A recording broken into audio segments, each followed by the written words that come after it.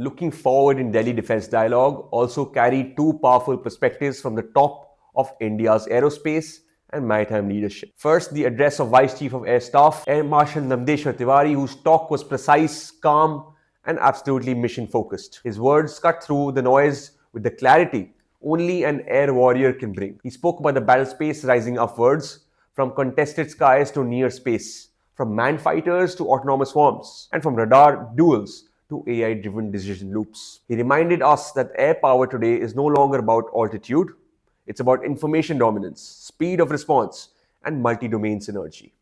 It was a strategist map of the future, where sensors, satellites, data links, and unmanned systems operate as one seamless force. A message rooted in the Indian Air Force's legacy, with the aim of next decade of air combat. After that came the perspective of Deputy Chief of Naval Staff, Vice Admiral Tarun Sobti, a sailor scholar with the calm authority of someone who has witnessed the sea's shifting tides of power. His address placed India's maritime reality right at center stage. A world where sea lanes decide prosperity, undersea threat revolves silently, drone and autonomous vessels reshape naval tactics, and the Indo-Pacific becomes the primary theater of strategic competition. He spoke of a navy preparing for a future defined by blue water readiness, networked fleets, and indigenous capability across submarines, aircraft, vessels, and critical systems. His message carried both warning and confidence that maritime security is not seasonal, it is constant. Together, both of their words didn't just brief the audience, they synchronized India's air and naval vision. One from the skies, one from the seas. Both aligned on a single objective. A joint force that is faster, smarter, connected, and fully prepared for the demands of tomorrow's multi-domain battles.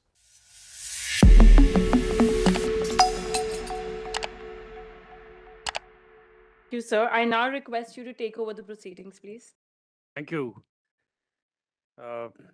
Ambassador Shenoy,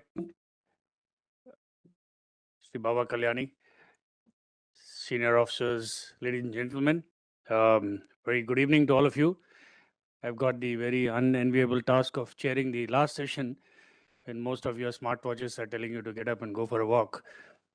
Nevertheless, I think the importance of this session, the topic for this session, can be judged by the fact that this is the second time in 3 years that the IDSA is doing a session on civil-military relations.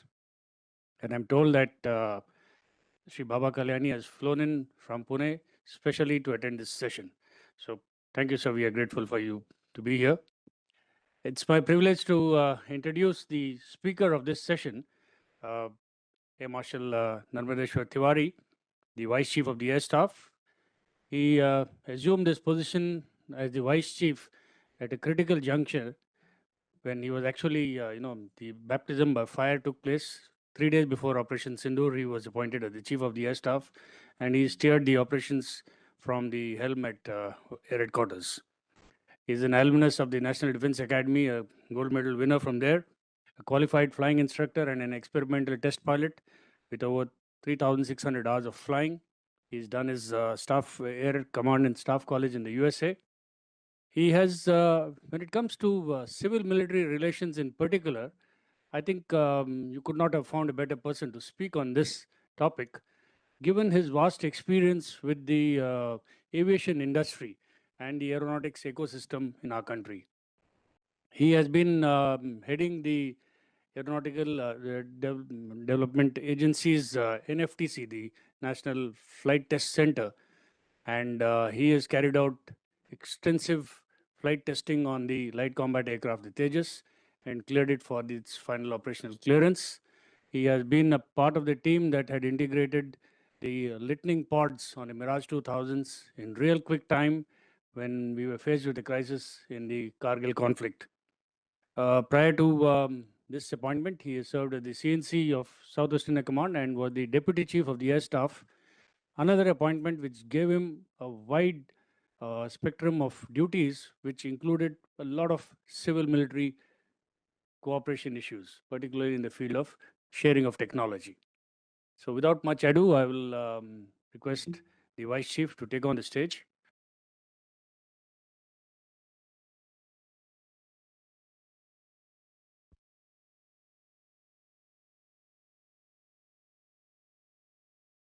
Good afternoon, ladies and gentlemen.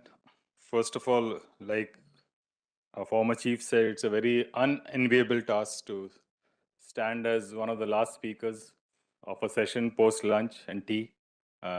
So I will try to keep you engaged and occupied. So that's why I've got a presentation here so that it is just not droning and talking, something to show on the slides.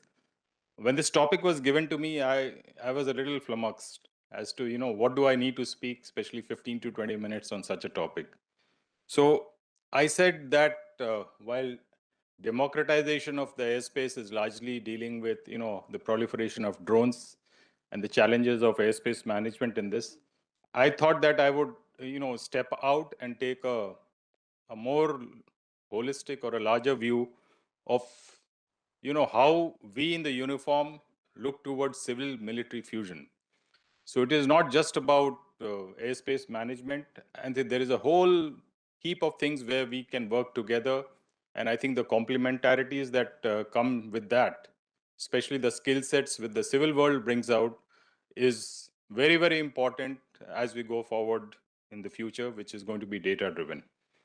So when I look at future warfare as a uniform personnel, I think three things stand out in terms of components. You will have largely many autonomous systems because AI is going to be embedded in it.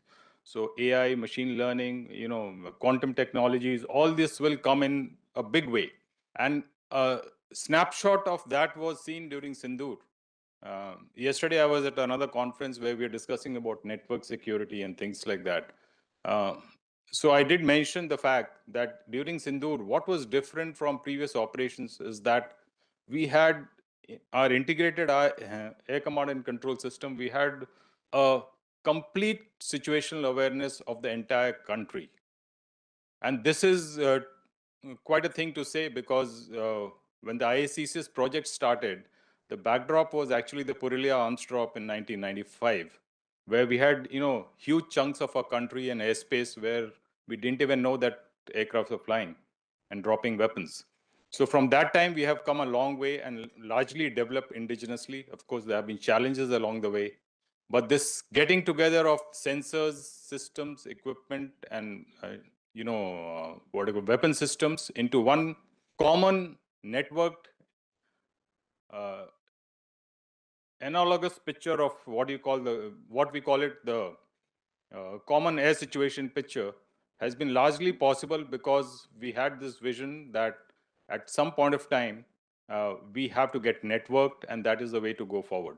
So any future operations is going to be data driven. It is going to, so for data and decision support, it is very important that you have the networks, the communication in place, the sensors in place, and the computational power and the underlying applications there to ensure that you're able to take decisions properly. So in that context, if you look at this, because we have this common air picture available, we were much more efficient in our air defense operations. We knew exactly when the adversary was getting airborne at what point of time, whether I'm sitting in Delhi, whether it is in the forward base like Srinagar, or whether you are in Bhuj.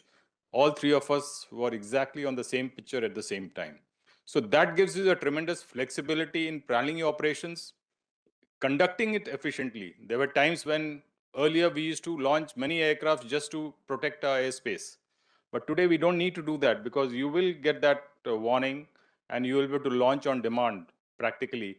So that, conserves effort and ensures that, those aircrafts are available for any future use. So any future operation is what I'm trying to bring out is going to be data driven. And this is where I think with the dynamic, adaptive technologies that are coming in, the cyber, your EW, everything is going to get involved. What I will call and what we already know is the multi-domain operations. So if you look at this, this is one area where I think the civil world is doing much better than what we feel the defense world is doing. Earlier technologies were largely driven by defense. You had internet came in because it was initially a technology meant for defense networking, and finally it proliferated into civil systems. But today the tide has turned. I think the civil world in terms of, the data centers which are available, the GPUs available, the computational power available in civil world with, companies like Google, Alphabet, and Facebook and Meta, and, such companies is huge, humongous. And they are able to roll out applications based on AI. And so this is one area where I think the civil world is actually leading the defense side. And therefore, if you have this kind of a fusion available and we can take these technologies, it is going to only benefit us in the future for military operations. Of course, the challenging and complexities of this remain, and that is why if you have good computational power, people who can solve complex problems, they can easily translate from the civil world to the military side. Of course, there is a capability gap which is existing in our country today. We cannot ignore that. That is largely because our R&D has, not kept pace with the kind of requirements that are there. We have to just see around us what China is doing, what other countries are doing. They are way, way ahead of us in many of these, systems, especially those based on, AI, machine learning, even quantum, space, aviation technologies. And part of this is also because we have, I think, our skill levels, the technical education, at a fundamental level is lacking. So maybe our colleges and industry need to get together to ensure that the people who pass out are passing out with the correct skill set, because it takes a lot of time to develop those kind of skills and ensure that you have continuity for long-term projects, especially in the defense. So one of the challenges in defense R&D, especially like, we have been grappling with aero engines. We have been grappling with, the fifth and sixth generation fighter aircraft.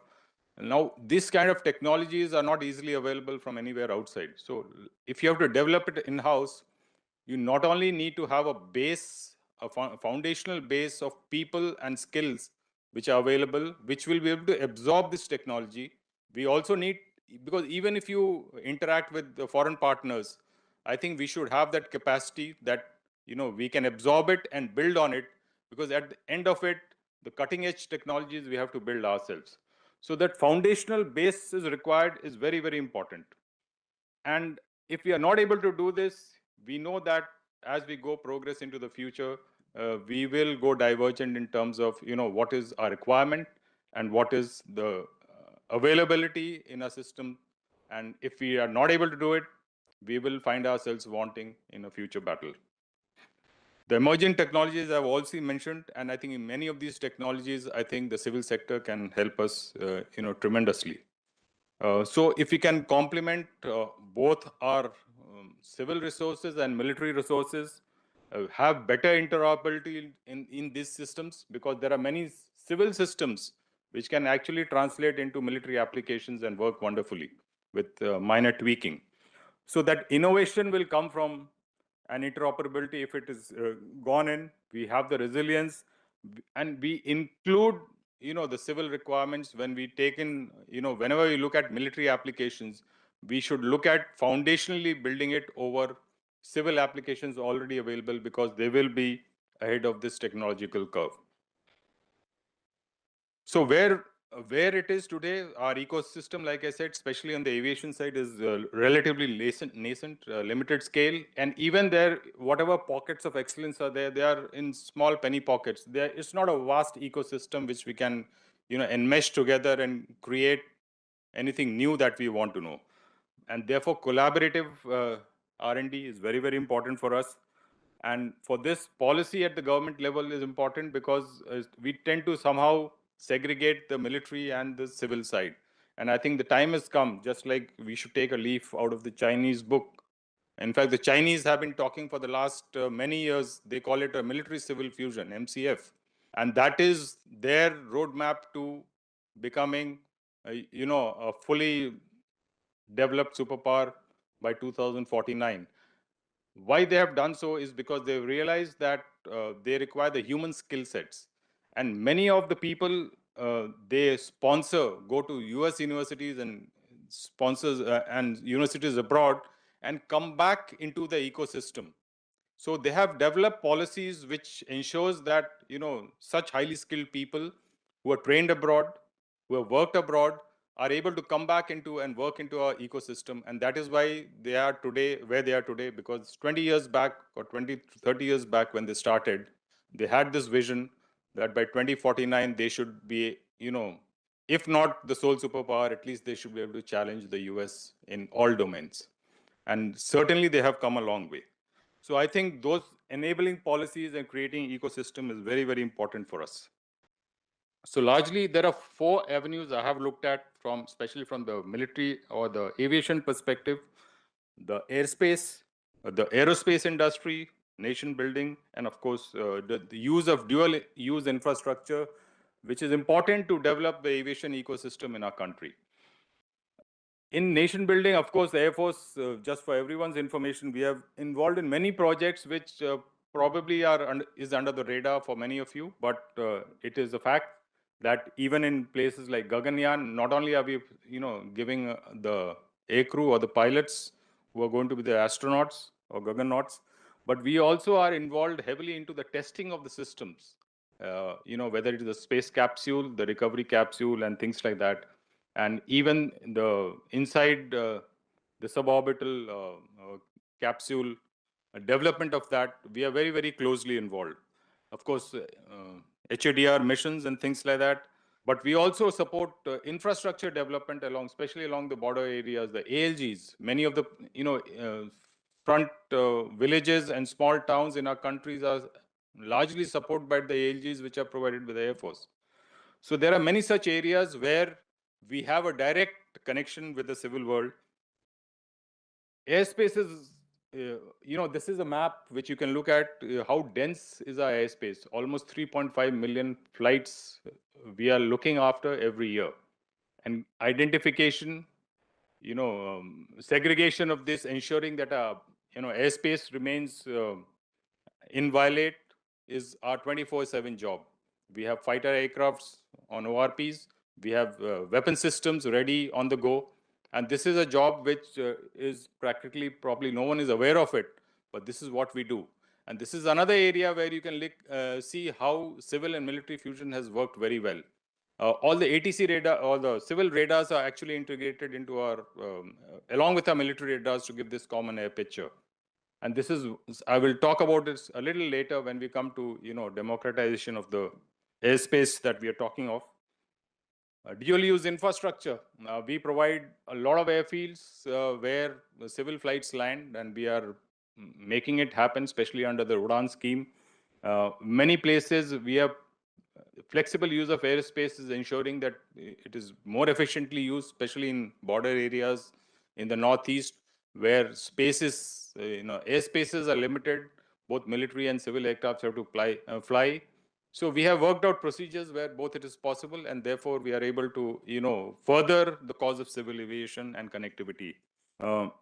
All new airfields that are coming up, especially on the civil side, we are now going ahead as a future, keeping the future in mind to get a defense enclave so that it can be utilized in case of operations or in case of HADR and such like facilities. So case like the new Mumbai airport, which has come up, we have got a small pocket of land there, which we are going to develop. And similarly, any such big new airports are coming up, we are asking for this as a future development plan. We are very much connected into the PM Gati Shakti so that all our airfields are available as logistics node in case it is required in the future for logistic connectivity.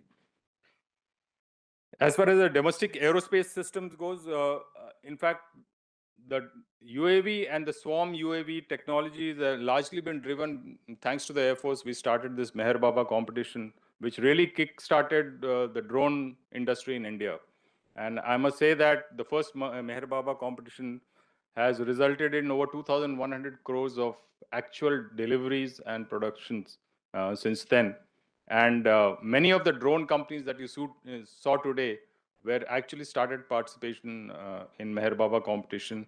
So we have furthered this and now done, subsequently, we have done 2 or 3 more competitions on different areas of problem statements. And we see a excellent response from the industry, especially the small and medium scale industry. We have therefore, Directorate of Aerospace Design, which is one of our key directorates which interacts with industry, and we give problem statements. We also interact and ensure that the solutions provided are tuned to our requirements.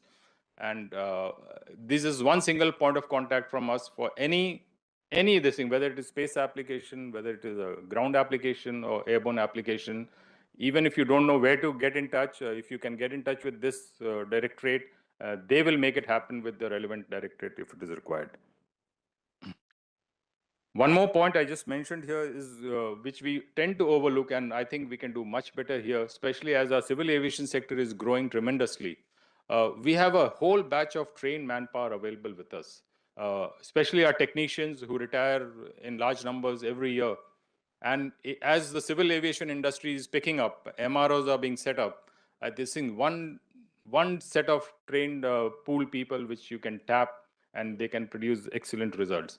And this is not only true for technicians. Whether you look at pilots for flying aircraft, we have a terrific shortage of pilots in the civil side, and all our military pilots are very well trained. So it is just a matter of a little bit of regulation and licensing, which I think as a nation we should look at how to make it happen more easily. Similarly, with engineering crew, a lot of these people are available, highly trained people, ATC officers who can man our ATCs which are running 24/7. So many of these areas where I think we can do, you can do much more, especially we are able to contribute even on the civil side to ensure that our civil sector grows up. So there are many opportunities. Of course, some challenges also there, cultural differences between the military and the civil side. There is always, we are chary about sharing of assets and manpower, especially where security is concerned. But we can work around this, and the weak aerospace technological base is something I think as together we have to work, both industry, academia, and of course the government and the military services. I think we can work together on this. We can do wonders because there are pockets of excellence, but we need to have the vision, and we have to right direction and funding to ensure that we are able to take it to this logical conclusion. And coming to democratization of airspace, which also is one of the key challenges for us, is with the booming civil industry, and of course this drone now that has kicked up, a very liberal drone policy. There are, the challenge is coming because we are very difficult to find that, you're operating in the same airspace. You have military aircraft, civil aircraft, and the drones. And the way it has been designed right now, because we want to ensure that, the commercial exploitation of the drone happens, and we shouldn't be too restrictive. It is also resulting in areas where you may have a little bit of conflict. You have many incidents where GPSs are interfered with. Why they are interfered? Because we want to prevent drones from entering those areas. Now it has unintended consequences, like you had the case in Azerbaijan where you had an aircraft accident being up. Recently we saw, in the news that in Delhi and in and around there have been cases of GPS spoofing, and especially in bad weather or poor visibility, it can lead to actually you can have serious accidents. This is one case. I just want to give you a video of, you see how close encounters with a fighter aircraft by a FPV drone. This was in Ukraine, practically flown over it. You see another case where a drone hit a civil aircraft and it lost a tip of its wing. And this is it's not a doctored video, it is an actual video which has happened. So we have a challenge here, and when you look at drone operations, two things come out. One is, of course, in the legacy systems, we had a lot of time. We took over and over 15 years, we developed a system. But with drones coming in, this technology cycle is shortened to 1 to 2 years. And therefore, with change in technology, if your policy and your procedures are not able to keep pace, then we'll always be out of tune, and possibly you can be in a place which you don't want to be. So what we have done right now is that we have separated in some sense. We have, if you look at the drone policy, you have, the red, yellow, and green zones. So there are places you can fly, places you cannot fly. So there is segregation. And wherever, if you don't want drones to be there in the area and people are still flying, which is how it is right now today, because our drone policy says that no permission, no flight. But you find enough drones flying all over. In fact, just today morning, we recovered in one of our bases drone on the runway, practically just at the touchdown point. A small drone has been recovered. So we have these cases every week or 10 days. And therefore, people are using jammers. Now, jammers have their own issues. Because if you are using a jamming, you are, not only affecting what is there in and around airfield or the area you want to jam, but also, civil networks, even mobile networks and things like that. And of course, civil air traffic. So I think we have to come to this place where we have to look at integration rather than segregation, because that is the way to go in the future if you really truly want to democratize this airspace and ensure that everyone works together seamlessly in this. So you have the civil airspace, you have the unmanned, traffic management, which is largely the drone system, and you have the military operations. If these three key data streams can, work together as one system, I think that is the way to go, because that will not only solve a major problem, but what I'm going to bring out is that elements of the system is already available. We just need to build on it and ensure that, this laissez-faire kind of a thing is not there. The three pillars of integration, if you want to integrate this system, is one is you need to deconflict between, the different types of traffic, the flexible use of airspace, because that is more efficient to use than segregating airspace, because that is inefficient. And of course, if you are able to pinpoint the location of each of this, then you will have better control over, friend and foe. So if we are able to manage these three things, I think we will be able to integrate better. And elements of this, like especially between the civil and the military, already exist. Policy is existing in place. We have the technical, the database is available. What we need to do is now ensure that on the side of UAVs and drones, we are able to get in place procedures and practices what we use for civil flying. Today, if you have to get a civil flight airborne, you do a flight plan, the route is passed, ADC is obtained, he is tracked, there is a ADSB. So therefore, from the moment he gets airborne to till the time he lands, he's flying a charted path, he's known, he's tracked, and he's deconflicted. The challenge with UAVs is many of the UAVs, you're supposed to have, what you call number, identification number assigned, but the smaller ones you cannot pick up. The bigger ones, which will happen as we go forward, we don't insist on certain key requirements like a ADSB kind of thing, which will ensure that its position is known all the time so that it can be deconflicted. We need to, at least for the bigger drones, look at having some certain kind of a flight plans or some routes through which only they will operate from those routes. So this kind of discipline procedures, only when it comes, you will find that you will be able to integrate it together in one common system. Now, fortunately for us, the integrated air command and control system is a key database which we have. I just mentioned in the beginning that we have already the civil traffic integrated in it. The military traffic is already there. Now, if the unmanned traffic also is integrated on this, then you have that common, air picture that you desire, and it will prevent, any catastrophe or any accidents, and it will be safety for all. So this is something we need to work on. For the unmanned system, there need to be key things which should be on board, especially as you go in a higher class of UAVs. Something like a ADSP, identification numbers, they should be ensuring that a flight plan is filed. And of course, regulations to ensure that, defaulters are taken to task, because it concerns safety of everyone. So if we want to, make the future-proof sky that is flexible, uh, ensure that it is safe for all and secure it for the nation. I think that is the way to go. And if we are able to do that, I think what we are talking of democratization of the airspace and ensuring that proliferation of UAVs to ensure that commerce and other areas where we can work together and make it happen, it will be possible. Thank you.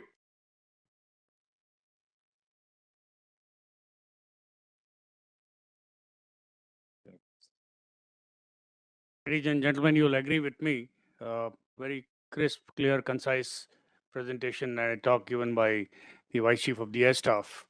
I think he's amply highlighted the challenges of democratizing the airspace and the issues, the challenges that are faced before the armed forces and the Air Force in particular, and how this capability gaps can be bridged by a better civil military fusion at all levels. So we all understand that the trajectory of the aerospace industry and the aerospace economy in the country is actually mirrors the trajectory of the Indian Air Force's requirements also to use the same airspace. And solutions using technology are available. It is up to us to accept that we can find a solution to every problem with the available technologies, homegrown technologies, and integrate not only our facilities, not only the research and development capabilities, but also pulling in of manpower, like the Vice Chief brought out, is a very essential component of this entire fusion. He brought out some very interesting statistics on how many aircraft fly over our country every day. If you actually break it down, it works out to 7 aircraft every second are either getting airborne or are flying across the airspace of our country. And each of these has to be identified, tagged, given an air defense clearance number. It's a humongous task, aided completely by the automation process available through the IACCS that he's talked about. And one more point I'll just cover before I hand over for any questions is on the challenges with respect to utilization of trained manpower or that are being, that the Air Force sheds with regularity. So we have a peculiar situation he mentioned where we have 39 joint user airfields. The controllers in all these airfields are Air Force controllers. They are allowed to control a civil aircraft. But the same controller is not allowed to go to a civil airfield and control the same aircraft. This is the regulations. We need to find solutions for such, very, very commonplace problems. So I think I'll throw the house open for questions. I can see a lot of hands shooting up already. So, Ambassador Yogendra. Thank you, Chair. Sir, it's a wonderful presentation. I have just two questions. One, you said that at a certain level, you would want the drones to be identified. But my sense is that even if those which are low flying, even they can be a hazard, particularly if an aircraft is landing or taking off. So I wonder whether as to how that regulation is required. The second point is that you also find cross-border, these stories coming out in newspapers every day, that the drones are flying over the border, dropping weapons and drugs and that sort of thing. And it can become more sophisticated as all of them become AI synchronized kind of exercises. So I'm wondering what exactly is the lack of our capacity, which actually, we need to close or the gap to close so that we are in a way better prepared for this emerging airspace situation. Thank you.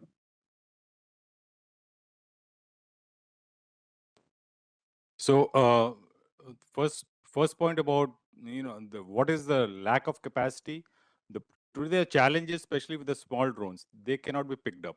I'm saying they are practically invisible to radar, or if they are visible, it is 500 meters or 1 kilometer, which practically doesn't make any use. So today what you have is regulations in place where, especially in these areas where there are aircraft flying, you have it's a red zone. So there is a certain area around the airfield which is earmarked, which there are no drones supposed to fly. So the regulations exist, but it is always many times being flouted. So if you look at the drone policy, it is largely based on trust and everyone following the correct procedure. But unfortunately, that doesn't happen. So that is the challenge. Now, if you're talking of when I gave you this example that ADSB kind of a solution where everyone needs to have a transponder to at least mark his position, it will be very useful for smaller drones because they are the ones which are not being picked up. And of course, large drones, it is required because it is almost like akin to an aircraft. But that increases, the cost. It increases, the regulatory requirements because obviously he's flying it because he doesn't want everyone else to know that he's there. So that is where you have the dichotomy right now. So cross-border, we have the same issue. So today what is happening is, they are all these small drones. Again, you're not picked up. They are too low, even for radar to be picked up. So today what we do is, we have jammers. So we have jammers across the border and everyone is using it. It's not only with the military, it is also with the border security force, the CR and the police forces have it. Now, indiscriminate use of jammers have their own issues. While you may probably prevent some jamming of these drones with the data link of these drones or the GPS, but now even that is being got around to because now they are becoming they are put jam proof antennas, so it's a cat and mouse game. But more importantly, the others suffer. You have issues of mobiles going cannot be used. You have aircraft which are flying in this area which have jamming or spoofing. So these are all the collaterals that you suffer. So it's not something which, there is no magic solution to it, but we have to look at, how you can use different aspects of it to ensure that we are able to achieve the task. I was heading the aerospace system division in the MOD.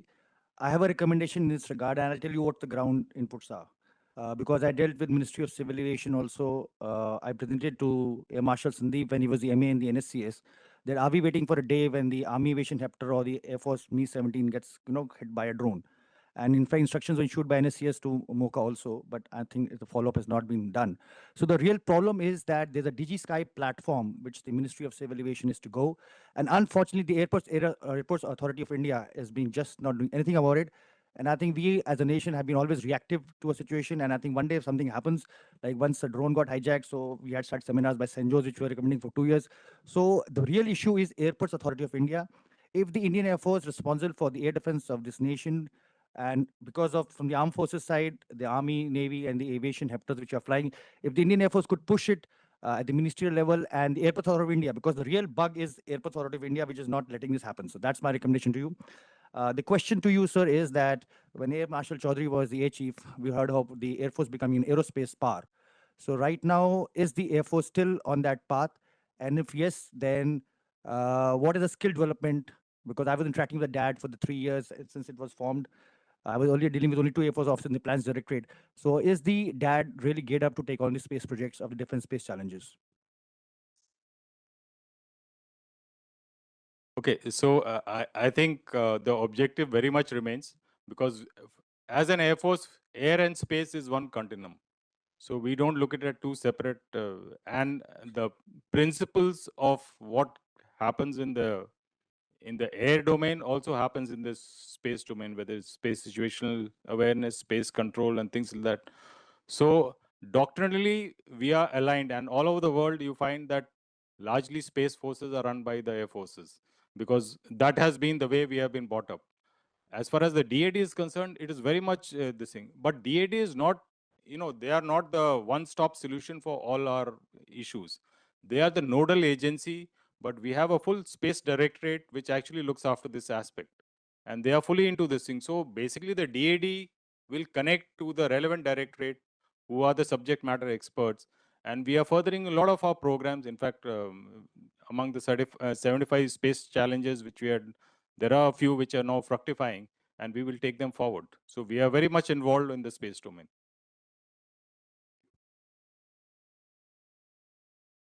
Any more questions? Yeah.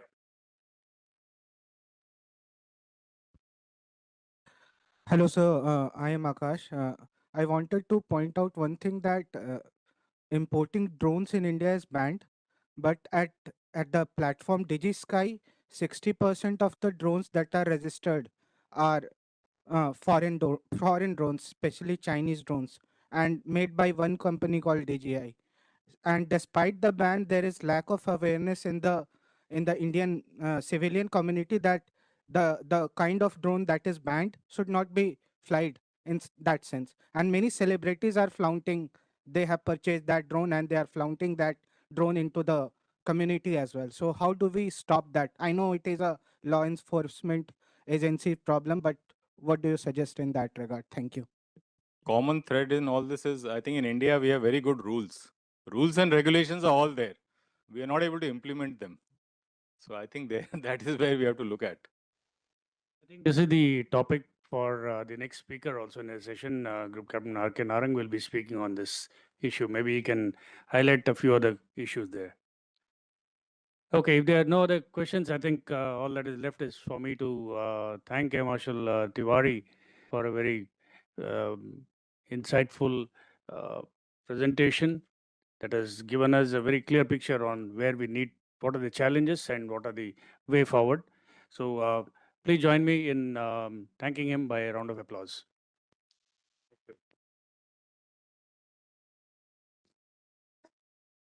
I request everyone to please be seated. We are about to begin with our special address.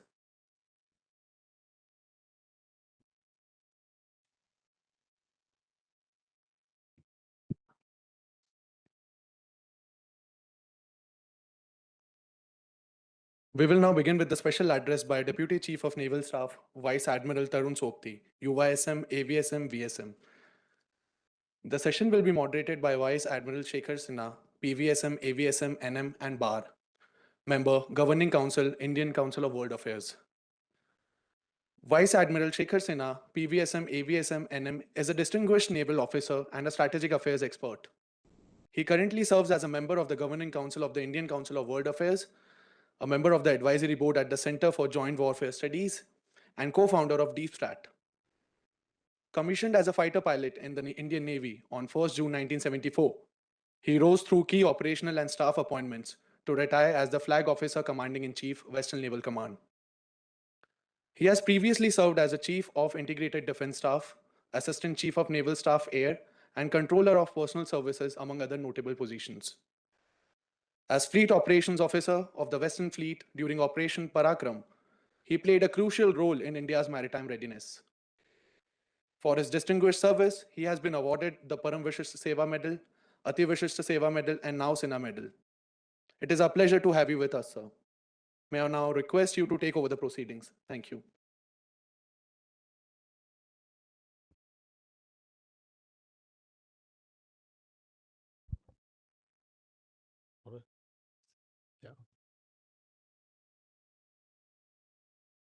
Thank you. Director General, IDSA, DDG, and very distinguished audience.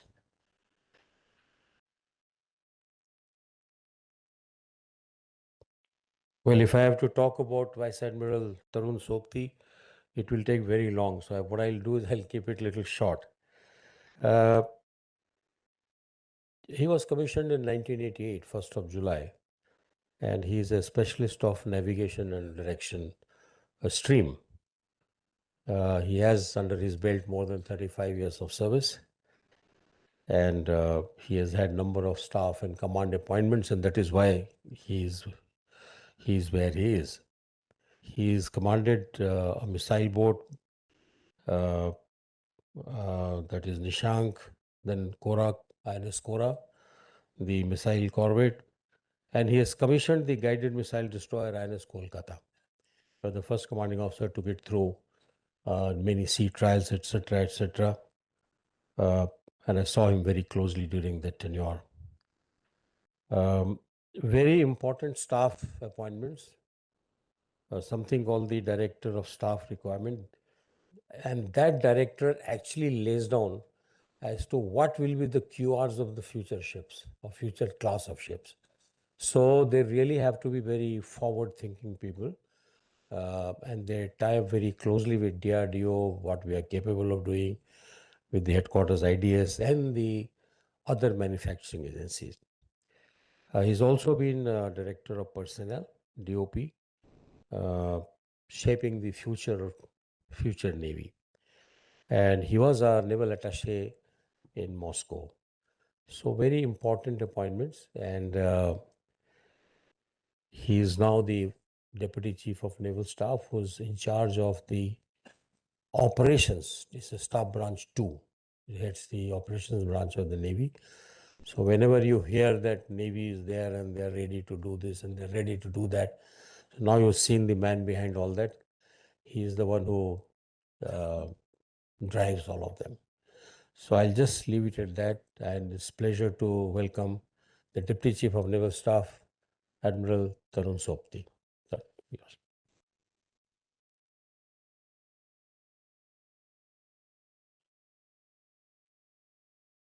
Yes, sir. The Director General, Ambassador Sujan Shinoy, the DDG, members of the strategic community, excellencies, esteemed veterans, ladies and gentlemen. It is indeed a privilege to speak at the Delhi Defense Dialogue, which after the impressive success of its inaugural edition last year, has returned even more triumphantly in the second edition. In our civilization, deliberations on strategy and statecraft have long been a part of the public imagination. From the Shanti Parva of the Mahabharata and timeless aphorisms of the Tirukkural to Kautilya's Arthashastra, reminding us that preparation, debate, and wisdom are the bedrock of security. That enduring spirit of reflection continues in our own times, embodied in fact by this very forum. The inaugural Delhi Defense Dialogue last year, themed on adaptive defense, navigating the changing landscape of modern warfare, was notable for both the depth and the diversity of voices that it brought together, from practitioners and scholars to technologists and policymakers. This year's theme, harnessing new age technology for defense capability development, is both timely and forward-looking. Around the world, technology is reshaping the global order. Some call it technopolar world, where technology itself has become a pole of power, shaping alignments and influence. Unlike the bipolar or multipolar eras of the past, this age is being defined by those who control the frontiers of technology. Our Honorable Prime Minister, Shri Narendra Modi, underscored this point when he said, and I quote, "Today the world is technology driven and the coming era is going to be influenced by technology," unquote. For India, this global transformation carries special significance. With vast maritime as well as continental responsibilities, understanding and mastering this transformation is not a choice, but a necessity. And therefore, my compliments to MP IDSA for sustaining this dialogue as a premier forum where such critical conversations are held with rigor. I also take this opportunity to extend my warm wishes to MP IDSA on its 60th anniversary, which is today, a remarkable milestone in its distinguished journey. So the question before us, and indeed the focus of this dialogue, is no longer whether technology matters, but rather how its rapid acceleration is transforming the character of warfare and how we must prepare for it. Hence, my remarks will be in two parts. First, a clear-eyed account of what is reshaping or rebalancing the playfield, especially the maritime battle space. And second, what the Indian Navy is doing to leapfrog these challenges. And with that framing, let me begin with the first part about technology reshaping and churning the playfield. So as the concept note for the dialogue rightly observes, it is not merely the relevance of technology that concerns us, but its transformational effect on the very character of modern warfare. It challenges long-held assumptions about deterrence, reach, and even the definition of dominance itself. For those of us who operate in the maritime domain, this churn is not an abstraction, but a daily reality. One that blurs the lines between surface, subsurface, air, and cyber, as also between peacetime presence and conflict time posture. It compels us to think of the maritime theater not as a series of separate layers, but as a single fluid continuum where actions have cascading effects across these layers. In my view, this transformation expresses itself along 5 distinct but connected fronts. From the way we see and sense the battle space to the way we strike, decide, sustain, and even collaborate. Let me begin with the first and most immediate of these transformations, battlefield transparency. Today, space-enabled battlespace awareness, powered by commercial satellites, long-endurance drones, and pseudo-satellites coupled with AI and big data analytics, is making the maritime domain an increasingly transparent environment. This growing transparency is being explored through a range of emerging initiatives worldwide. For instance, DARPA's Ocean of Things envisages deploying thousands of inexpensive instrumented floats to create persistent, wide area coverage of the high seas, while the Digital Ocean initiative envisages stitching data from seabed to space into shared operating pictures. Commercial SAR and microsatellite constellations now provide revisit rates measured in hours and not in days. Combined with advanced analytics, this delivers an almost continuous, near real-time view of maritime activity. Yet, awareness is only one variable of the equation. As the seas grow more transparent, the premium shifts from detection to the orchestration of distributed yet coordinated strikes. Here, imbalance in the playing field is due to the rise of what can be called massed precision.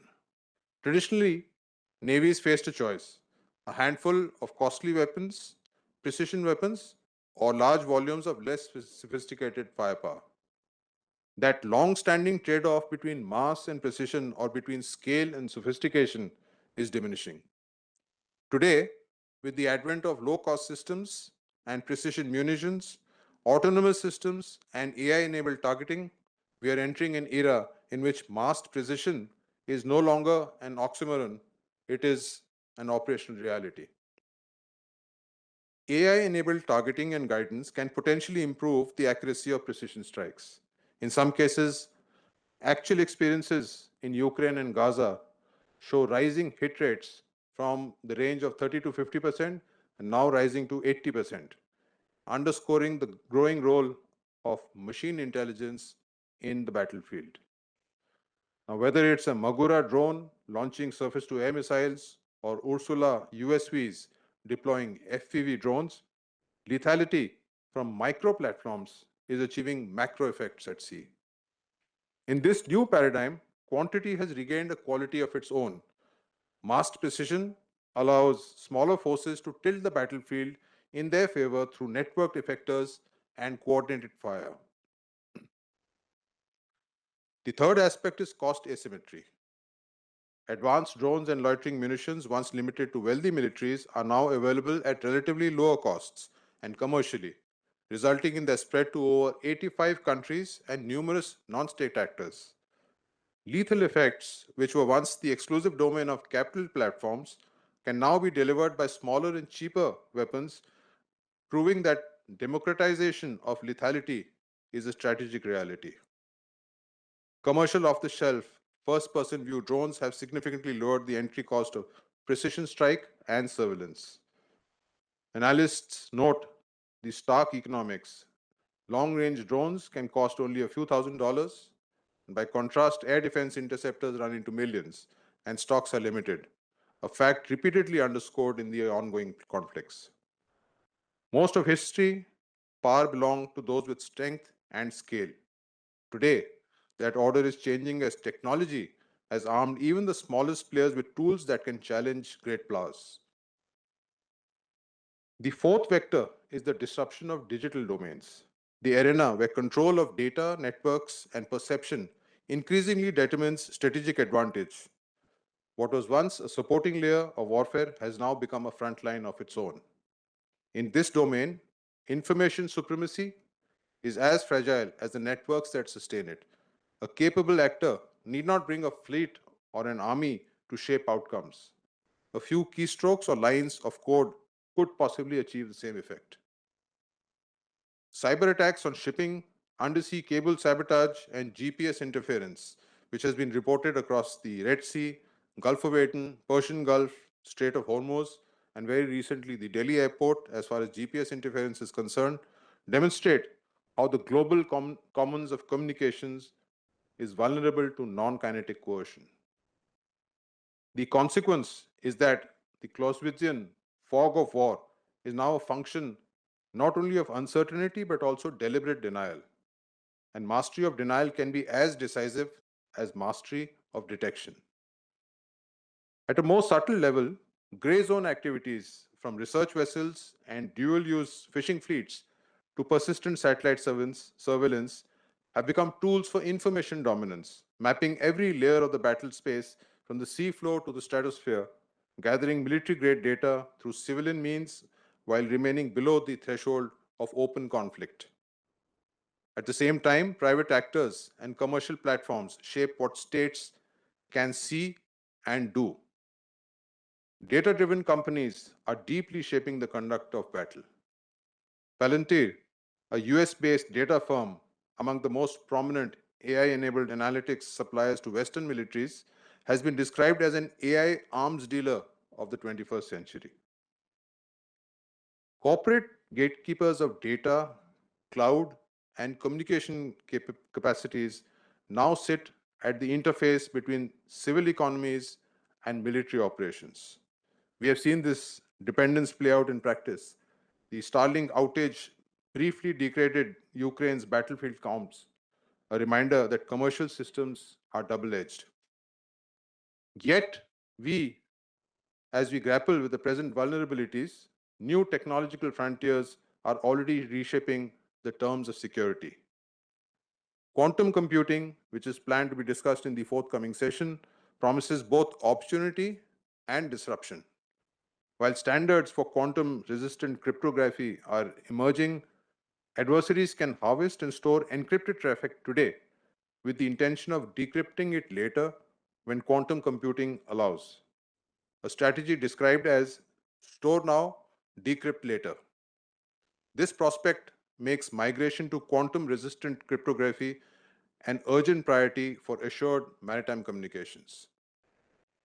The strategic implication is clear. Winning at sea now requires assured information flow, resilient communications, robust PNT alternatives, and comprehensive public-private arrangements that harden the digital backbone against deliberate denial. Lastly, changing contours of cooperation. The accelerating tide of technology is transforming not only the conduct of competition, but also the character of cooperation across the world's oceans. Nations are discovering that the technological interdependence in data, energy, and connectivity now decides the contours of international cooperation. Cooperation shifting from presence and patrols to data sharing, network security, and safeguarding of critical digital and physical infrastructure. Nations are aligning to secure critical mineral supply chains and shape standards for emerging technologies that define the maritime economy. Undersea cables carry over 95% of intercontinental data traffic, yet they remain among the least protected critical assets. These silent arteries of the global economy have become both lifelines and vulnerabilities, demanding new forms of cooperation. Further, climate imperatives and the green transition are amplifying this shift, driving cooperation on low-carbon fuels, autonomous vessels, and resilient coastal infrastructure that can withstand both physical and digital storms. In sum, technology is changing every aspect of maritime power, from awareness and action to control and cooperation. So now I come to the question, so what?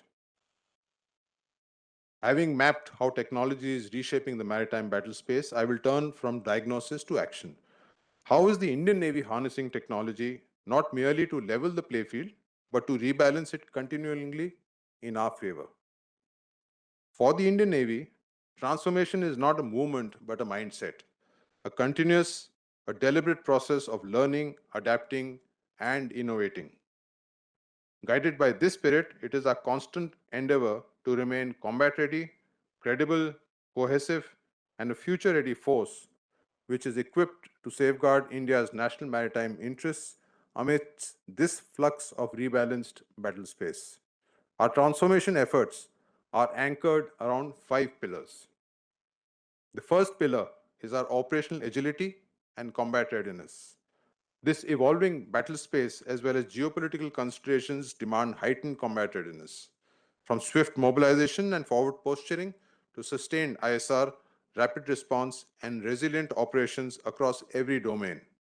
Accordingly, we are reimagining our operational philosophy and organizational structures to stay adaptive and ensuring that our agility prevails in an information-denied environment.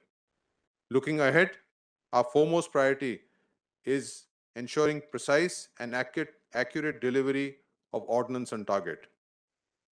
Through a whole-of-Navy approach, we are ensuring that innovation at every level, from deck to dockyard, translates into operational advantage at sea. We are progressively enhancing the complexity and realism of our exercises and weapon firings, operating in GPS-denied environments, engaging supersonic targets, conducting land strikes from carrier-borne fighters, and defending against drone threats. We are also constantly evolving and validating our concept of operations and strategies through rigorous exercises, most notably the theater-level exercise TROPEX, the latest edition of which was conducted earlier this year. A major milestone during this year's TROPEX was the Navy's first integrated cyber exercise, which brought cyber operations and conventional warfare into a single operational framework. Last month, we hosted a seminar on the impact of cyber attacks on maritime sector and its effects on national security and international relations, bringing together ministries, industry, academia, and all key maritime stakeholders, underlining that our cyber preparedness extends well beyond the naval fleet. Equally vital is the translation of operational learnings into doctrine, ensuring that insights from exercises and contemporary conflicts are embedded in our strategic thinking. To this end, we are revising our foundational documents to align with the latest technological realities and strengthen coherence in thought and action across every level of command. In fact, the Indian Navy's maritime doctrine should be ready for release next month, the latest version. The second pillar of our transformation is force structuring, because shaping tomorrow's Navy is not merely about numbers or tonnage, but about building capabilities that deliver agility, adaptability, and enduring advantage. We are developing a balanced force mix, an optimum mix of low-cost and high-end solutions for the entire range of missions of the future, be it high-intensity combat using surface-to-surface missiles and surface-to-air missiles, or persistent surveillance with naval shipborne unmanned aerial system or NSUAS, and high-altitude pseudo-satellites.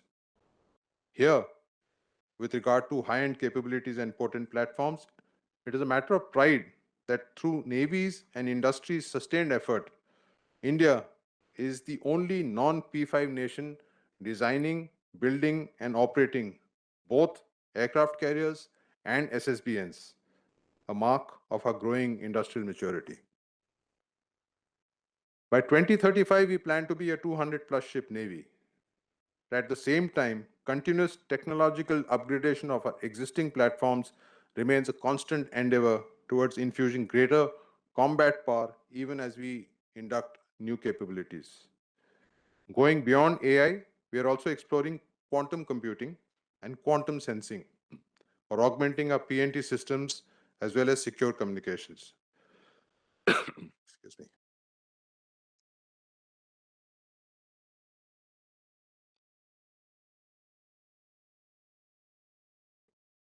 So true leapfrogging demands that our processes move as fast as technology itself. Which brings me to the third pillar of our transformation: process reforms for rapid technological adoption. Because leveling the playfield demands not just new platforms, but new processes that can think, decide, and adapt faster than the rapid transformation that we face. Our drive towards technological transformation of the Indian Navy is guided by a clear and consistent vision.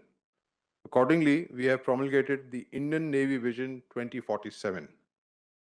Our growth trajectory cannot be constrained by rigid procedures, and therefore, under the Ministry of Defense's ongoing Year of Reforms initiative, we are pursuing multiple lines of institutional reform, from warfighting synergy and technology to maintenance, logistics, and human resource management, driving transformation in both depth and direction.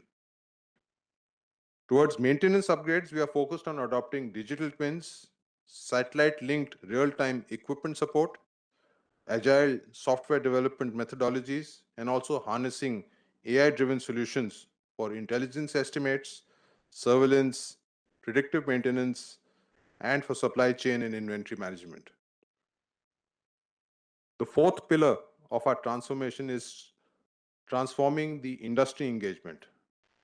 Built on the conviction of Atmanirbharta or self-reliance is the true source of strategic economy and the foundation of lasting maritime self-reliance. The Honorable Raksha Mantri, Shri Rajnath Singh, highlighted this, and I quote, "Self-reliance in defense is first and foremost a matter of our strategic autonomy and is directly linked to our sovereignty," unquote. Aligned with the national vision of Viksit Bharat 2047, the Indian Navy has set for itself a clear target to become fully Atmanirbhar by 2047. Achieving this vision calls for close partnership with industry, academia, and startups, bringing together India's best minds and capabilities to co-create technologies and shorten development cycles. For this, we are leveraging our Naval Innovation and Indigenization Organization, or NIIO, our technology incubator, which was formed in 2020. Additionally, our Technology Development and Acceleration Cell, or TDAC, is closely collaborating with startups, industry, and academia to handhold technology development and build indigenous solutions. Through avenues like Swavlamban, the Indian Navy's Innovation and Indigenization Seminar, the fourth edition of which is scheduled to be held on 25th and 26th November, we seek to harness and promote collective industrial potential of our country to develop advanced capabilities, be it high-altitude pseudosatellites, autonomous underwater swarms, or surface-based support swarms. To leverage AI, the Indian Navy Incubation Center for Artificial Intelligence, or INICAI, has been set up at Bangalore, which is guided by an AI core group under a 3-star officer.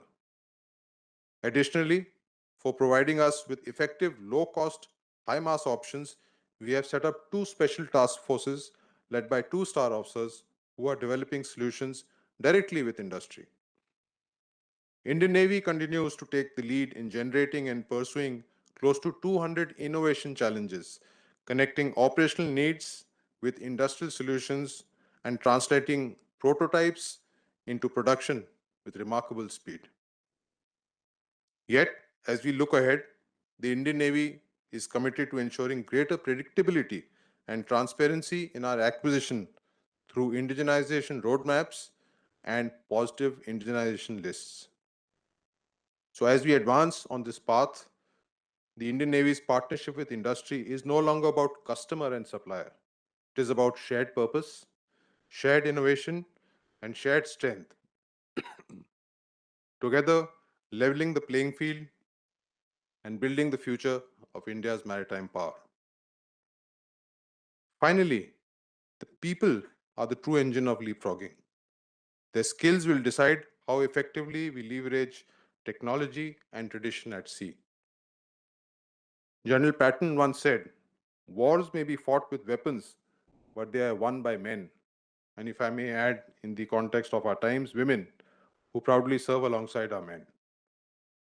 And therefore, in this era of technology transformed and technology intensive battle space, we are viewing our warfighters as part technologists, part innovators, who are at ease with operating high-end technology.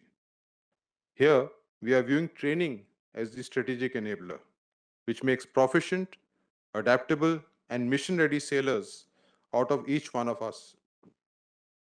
Towards this, we are equally focused on upskilling and reskilling of our personnel as much as ab initio and professional courses. To ensure that we nurture our own technology specialists, we are partnering with leading academic and research institutions to equip our personnel with the necessary tools and intellectual capital in niche domains like AI, quantum computing, advanced materials, and space technologies. In sum, our transformation is about preparing the Navy for challenges of tomorrow by combining technology, processes, partnerships, and people into a force that is agile, capable, and future ready. So, to conclude, the maritime world is changing rapidly, and our response must be measured and decisive. Our aim is clear: to build a Navy that pairs modern capability with strong character and steady purpose. We aim to do this by embracing innovation, deepening indigenous capability, reforming processes, and working closely with industry, academia, and partners. So technology strengthens strategy, not replaces it. Thank you. Jai Hind, Samna Varuna.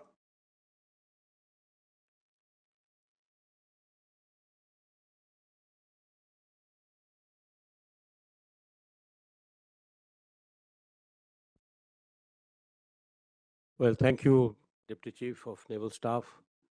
And I think that lays down the canvas for the session which is to follow as to what is the Navy's thinking. Is the industry coping up? But very glad to hear that there are so many startups who have been given the top of the line tasks, and there are people at the right level who are working with them. As I said, we're doing in partnership. It's not that we place an order and buy the product. No, we have to work together and take it forward. And I think that's the way to go. Well, though Deputy Chief has been wanting to leave, and as you know what the situation outside in the country is, and he's also holding fort for the Chief of Naval Staff, who's not here in India at the moment. He has kindly consented to take a few questions. So maybe one or two. Hands proof, please. Ajay? Yeah. For Thank you so much, sir, for interesting talk. I just want to check with you about Rukmini satellite, sir. Now we got a GSAT 7R. Is it only a replacement of a Rukmini, or you've gone innovations of a technologies which are put into it, sir?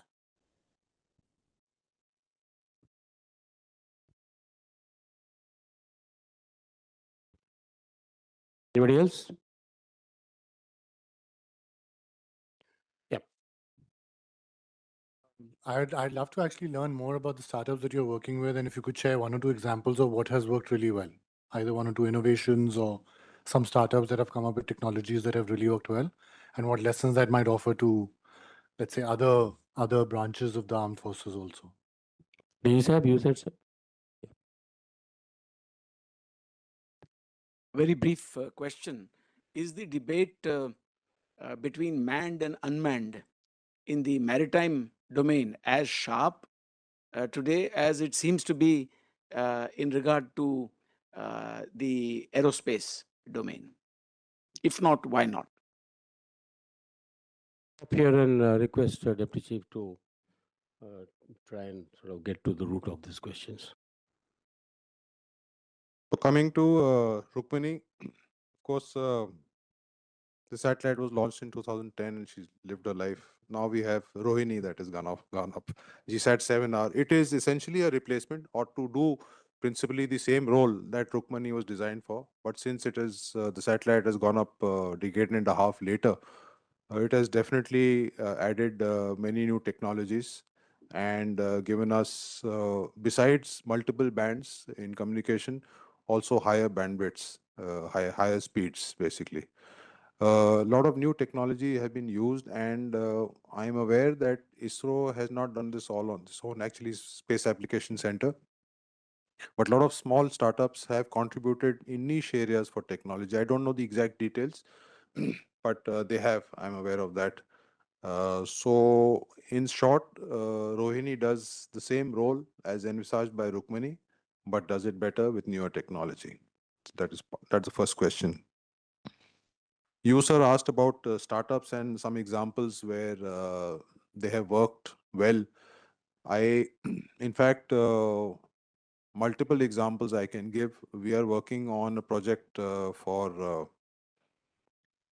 unmanned aircraft from operating from the aircraft carrier.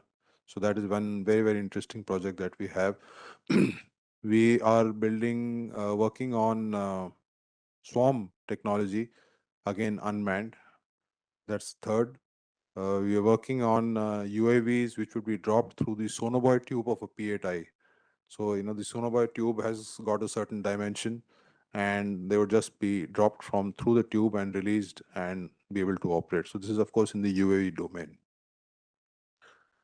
Through startups, we have managed to have successful demonstration and now getting into production.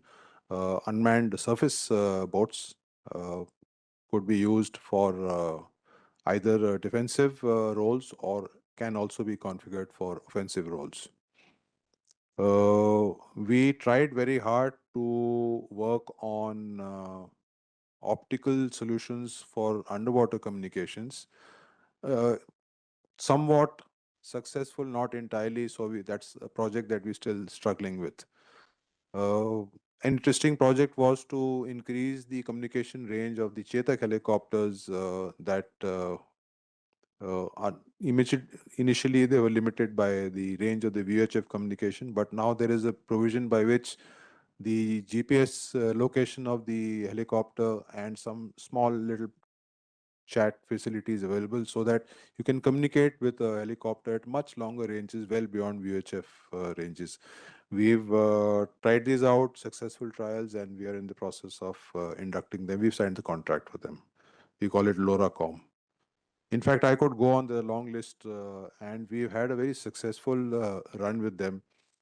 Of course, not all projects are successful, and there are some innovators who had promise, and we were very interested in the technology, but they were not able to bring it to a point where they've been able to successfully conclude trials. And there are a variety of reasons. Sometimes it's not just the technology that is there. There are a variety of reasons. Sometimes it's the ecosystem and the support that they need. Sometimes it's the quantum of funding that they need to scale up a niche technology into a deliverable product. And sometimes the ideas work. Sometimes the ideas don't work, not because of the technology, but because of the funding. So there are a number of examples, and we are very, very encouraged by this process. If you were able to take the time out to attend Swavlamban on 25th and 26th of November, it's being held at the Manekshaw Center. You will be able to see it right in front of yourself. So you had asked about manned and unmanned, and what are we considering and is the debate as sharp in the maritime space as in the aerospace sector? One thing I will say is that we are going in for unmanned certainly, and we consider it as an augmentation of the manned flight. But when I compare it to the aerospace field, especially the Air Force, the numbers that the Navy has are quite small. So the debate is actually not that intense. So there are two aspects to it. One is, of course, just unmanned. That's in addition, augmentation of the capability, whether it is deck-based, unmanned aerial systems, or whether it is shore-based systems. We are intensively going in not just for air but surface, but very much underwater. And the extra large UUVs, we hope to provide. We hope that they will provide us with the means of underwater surveillance, extended underwater surveillance, which we cannot do with manned. And then there is the concept of manned unmanned teaming. So I think the Navy is kind of looking at the Air Force, taking guidance from the Air Force because it's a much bigger aerial force as compared to the Navy, and certainly we will take cues for them. I know that HAL is also trying to develop some concepts of manned unmanned teaming. And in fact, one of the proposals that we had informally discussed was the LCA Navy, which had been developed for the Navy, but for reasons of engine power and size could not give us the endurance that we were looking for. which is why we went in for a twin engine version for under development. Well, trying to develop it. Yet, if you remove the pilot and you remove the pilot systems that support the systems that support a pilot, for example, if the ejection seat has to go and that's a large weight kind of thing, and you replace all of that with fuel, then an LCA Navy can give you good, much better endurance, and then they could be paired with well, maybe the MiG-29s or the Rafales or whatever it is. So this is an informal discussion, but I think we'll move in that direction. We'll let the Air Force take the leads. Sorry, let me use my prerogative as a moderator to throw in two questions. One is the underwater domain awareness. Are we thinking of including this as normal maritime domain awareness network, or are we not at that level? That's number one. Secondly, this submarine communication cables. Uh, is it likely to become the what is called the non-traditional threat, and we make an SOP that this can call for a some not very active action against the ships who are disturbing our cables, but obviously we should have the right of protecting it. Why I'm saying that here is China, let me name the country now, that here is China who is making cable cutters and advertising that I'm selling cable cutters. I mean, nothing can be more hazardous as this. So where are we on that front? I would think that, if you can include it in the non-traditional threats as one of the important ones, possibly you can consider that. Yes, sir. Thank you for your suggestion. But I'll answer the first question first. Underwater domain awareness. So this is an area that we are very actively working on, and we have, of course, a combination of DRDO and industry, including innovators.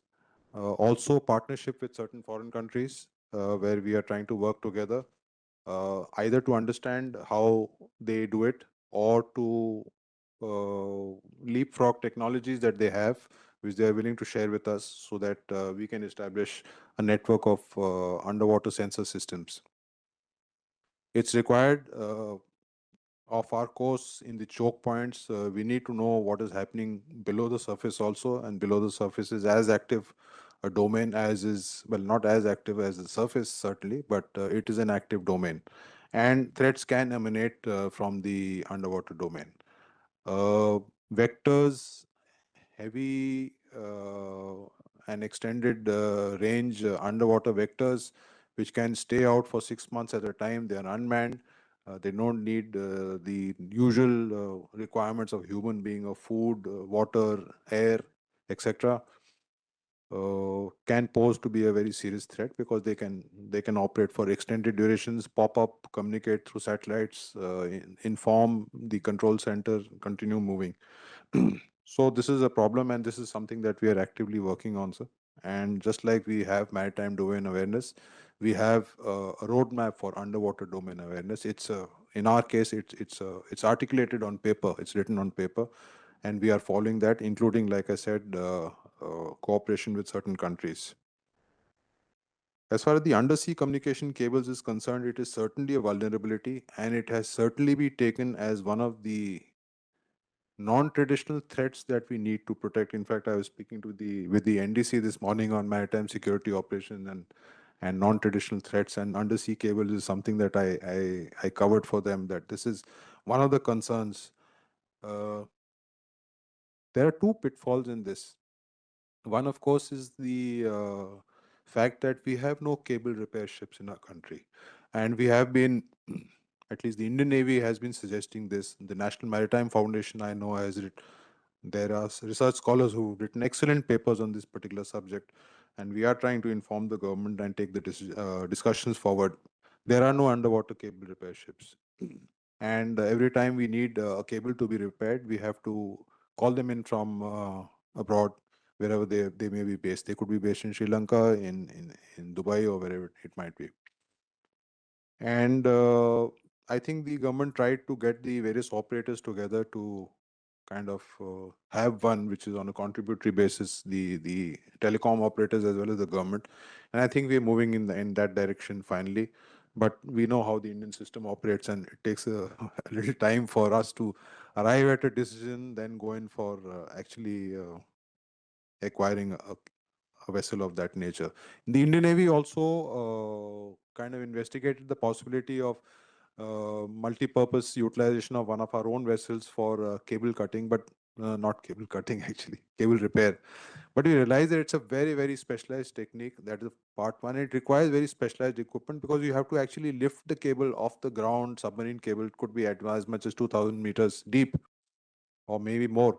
You have to have the equipment that goes down, grabs the cable, pulls it up to that distance, brings it on deck, then does the repair on deck, and then lowers the cable again. So it's a very, very specialized field with specialized equipment and specialized ships. So we found that it's not easy to repurpose one of our existing ships to do this as a dual purpose kind of a activity. But the other part is actually the what we feel in the Navy is a lack of alarm amongst the telecom operators who at this juncture, sometimes in discussions, this is the inference that I've drawn, it is not an institutional thing, the inference I've drawn is that they're not as concerned as we are. Because the undersea cables are, there is redundancy, there are rerouting available, etc., etc. They feel that if there is a cut, somebody does something deliberately, there are enough ways to get around it and to be able to sustain the communications either through the rerouting or through whatever redundancies that are available.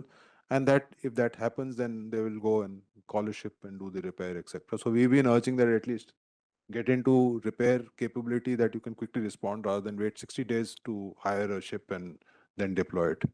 So this is the somewhat view that I seem to infer from the dialogue that we have with telecom companies. Thank you, Deputy Chief. Maybe I'll request DG, DDG, IDSA to maybe do a paper on this and have it published as far as the cable repair is concerned. Your papers have a lot of weight with the government, so I think that will happen. So with that, I think we'll let the Deputy Chief go. He's been kind enough to take on these difficult questions and try and give answers to as transparently as possible. So thank you very much, Tarun, for coming here and enlightening us in this. Thank you. God bless.